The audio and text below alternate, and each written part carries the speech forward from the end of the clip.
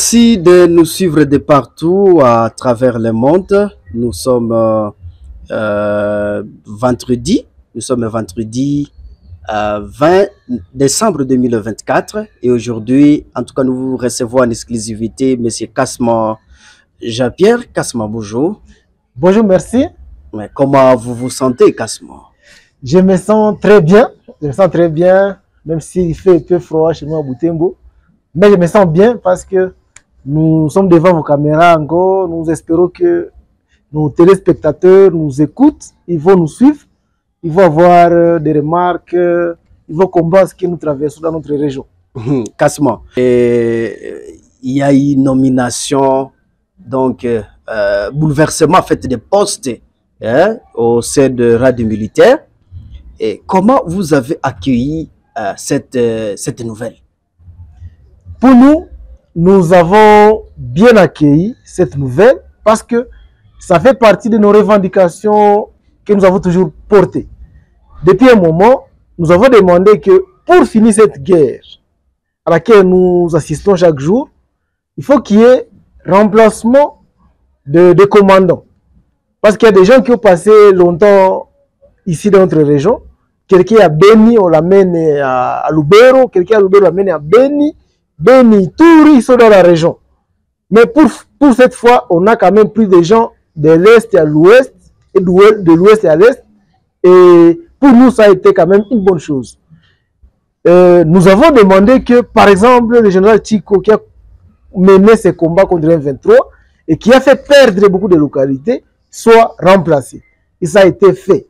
Et nous, pour nous, nous réjouissons parce que c'est le premier pas vers la réponse à nos revendications. Il y a tant de revendications et la grande revendication a été quand même répondue. Nous attendons voir ce que les nouveaux commandants vont faire pour nous ramener la paix dans notre région. Avez-vous une idée, une image sur celui que vous voulez qu'on amène donc ici à l'est de la RDC et surtout dans les opérations contre les terroristes du M23? Pour nous, le commandant qui va mener ces opérations, il faut qu'il soit un humanitaire, une personne sincère et honnête qui craint Dieu et qui est empathique, quelqu'un qui peut savoir se mettre à la place de toutes ces femmes, tous ces hommes, tous ces jeunes, toutes ces jeunes filles qui sont en train, jour et nuit, marcher à pied, qui passent de nuit à la belle étoile, fuyant les balles de l'ennemi, fuyant les balles des belligérants. Il faut qu'il y ait cette personne-là qui va se mettre à la place de ces souffrants, de ces nécessiteux. Ce ne sont pas une personne qui va venir comme dans un luxe, comme dans un endroit où il va profiter, s'enrichir. Il faut que ce soit une personne qui a un cœur d'homme, qui sent la souffrance, qui sait se mettre à la place de l'autre. Pas un officier qui va venir comme dans une balade, un officier qui va encore une fois nous faire regretter même ceux qui sont passés avant nous. Parce qu'on peut remplacer quelqu'un pour amener un plus faible que lui. Et c'est ce que nous ne voulons pas. Nous voulons quelqu'un qui va réellement combattre l'ennemi, qui va collaborer avec la population pour que réellement l'ennemi soit bouté hors d'état de nuire. Pour que l'ennemi puisse quand même reculer, retourner vers d'où il est venu. Et c'est ça ce que nous voulons avec ces nouveaux commandements.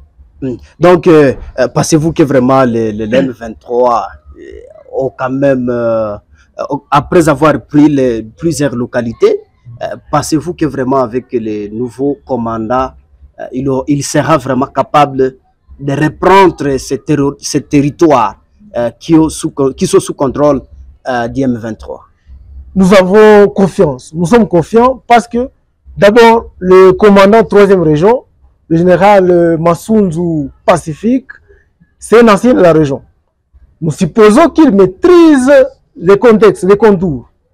Et cela ne suffit pas. Et nous pensons qu'il a eu le temps d'apprendre des échecs de ses prédécesseurs. Et nous pensons aussi qu'il aura le temps de se renseigner sur les causes des échecs sur les causes des pertes de temps de localité. Et en espérant qu'il ne sera pas outrecuidant, il ne sera pas orgueilleux, nous pensons qu'il va comprendre, il va suivre les orientations, tant de ses prédécesseurs, mais aussi il va rencontrer la communauté pour que la communauté lui dise qu'est-ce qu'il faut, qu'est-ce qui ne va pas, et dans la mesure du possible pour que la communauté puisse l'accompagner. Nous sommes confiants et nous pensons qu'il ne sera pas emporté par, je ne sais pas, les choses qui se déroulent dans la région, notamment les minéraux qui sont en train d'être vendus illicitement par certains officiers affairistes. Il ne sera pas emporté par ça. Et nous sommes confiants parce qu'au moins, il a aussi une personnalité à protéger. Il a aussi besoin d'être hissé à un rang plus élevé que celui qui l'occupe. Néanmoins, s'il n'écoute pas, s'il n'est pas attentif aux cris de la population, aux remarques, aux observations lui adressées, il peut échouer. C'est pourquoi nous l'appelons à plus d'écoute avec la communauté, à plus de travail. Qu'il sache qu'il va remplacer quelqu'un, il doit faire mieux. Qu'il vient soulager une population qui a longtemps souffert. Et c'est ça ce que nous attendons de lui. À un moment donné, là, vous avez en tout cas écrit une correspondance demandant justement le changement de Chico Chitambo, qui était donc le commandant Front Nord, et aujourd'hui, il est changé.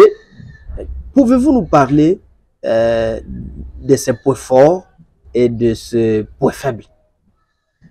Le commandant Chico Chitambo, de ses points forts, je sais quand même que c'est un commandant courageux. Il est courageux. Nous l'avons vu sur beaucoup de lignes. On l'a vu à Louof, par exemple. Il était parmi les premières personnes à fouler les pieds à Louof après la libération.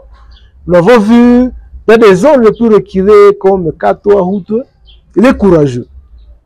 Et ce courage-là, malheureusement, il y a aussi des points faibles qui ont été beaucoup supérieurs. Et lesquels? Les points faibles sont notamment la victoire facile. C'est-à-dire, à moindre victoire, il devra organiser une sorte d'ambiance, devra oublier qu'il est commandant, que la guerre n'est pas encore gagnée. Aussi, un autre point faible, c'est que il est moins collaborant. Il est fermé sur soi. C'est un orgueilleux. Il sait qu'il connaît. Personne ne peut lui reprocher par rapport aux erreurs sur le terrain. Et c'est ça le point faible. Mais aussi, un autre point faible, c'est que il ne sait pas travailler avec son entourage. Vous allez voir à côté de lui, il y a des officiers qui se lamentent. Il y a des avantages peut-être qui auraient dû être remis à ces officiers, mais que lui ne sait pas les rendre. Et ça, c'est un point faible, parce qu'il ne faut pas être seul leader, il faut y avoir à côté de soi beaucoup d'autres leaders qui peuvent vous remplacer. Il y a des officiers qui n'étaient pas correctement informés de ce que le commandant des opérations Front Nord est en train de réaliser. Et ce manque de collaboration a fait qu'ils ne puissent pas correctement mener les opérations. Voilà autant de points faibles que moi je peux relever, que nous avons pu relever sur terrain, au-delà des points très faibles, comme très faibles, quand un commandant de force, par exemple, vous n'exagérez pas avec... Je n'exagère pas parce que il est venu par exemple pour combattre les M23, mais il se retrouve dans le commerce d'une matière d'ailleurs qui semblerait être sur la liste rouge, le cacao. On trouve le cacao dans des zones rouges comme le territoire de Beni, mais un commandant des opérations se trouve dans ce commerce-là. C'est un point très faible. Et il s'occupe beaucoup de ça que de coordonner les opérations sur le terrain. Ça, c'est un point que j'appelle très faible. Parce que quelqu'un qui est sur la guerre, la ligne de front, ne peut pas se trouver dans des commerces, dans des achats parcelles, constructions. Ce sont des points très faibles. Et si on vous demande des jours de preuves, vraiment, vous en aurez? Les preuves, nous en avons. Non, il faut. Les preuves. Kasma, je sais que vous êtes chercheur justement, mais est-ce que vous avez vraiment des preuves? Nous avons des preuves. On ne peut pas se permettre de dire des choses sur lesquels on n'a pas de preuves. Nous avons des preuves sur notamment le commerce du cacao dans la région, le commerce du café et du Kengina. Nous avons des preuves sur l'achat de certaines parcelles avec beaucoup de faits dans la région. C'est pourquoi on s'est dit quand même ça a été dérapage de sa part. Kasma, comme nous sommes en tout cas à la fin de notre entretien, les Congolais vous suivent à travers le monde. Qu'est-ce que vous voulez, vous pouvez avoir comme message à tous ces Congolais? Et si par exemple Faty Beto vous suivez aussi, qu'est-ce que vous aurez à lui dire?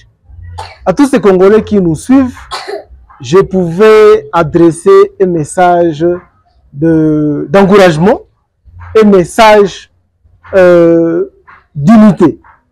Nous sommes devant une guerre qui n'est pas très facile. Nous avons besoin de plus d'unité. Nous sommes devant une guerre qui a besoin de solidarité aussi avec tous ces déplacés. Certainement, il y a certains qui donnent encore sur tous leurs deux lauriers, mais il y a d'autres qui sont dehors. Nous devons être beaucoup solidaires. Il y a des gens qui ont besoin de quoi manger, il y a des gens qui ont besoin de logis. Nous devons être solidaires avec ces gens. Si il y a des gens, les décideurs qui vont nous suivre, il faut qu'ils comprennent quand même, ce sont leurs semblables qui sont en train de souffrir. Ils doivent prendre des mesures efficaces. Et en prenant les mesures qui ne puissent pas être complaisants, qu'ils sachent que ce sont leurs semblables qui sont en train de souffrir jour et nuit. Ils doivent travailler pour que cette guerre prenne fin.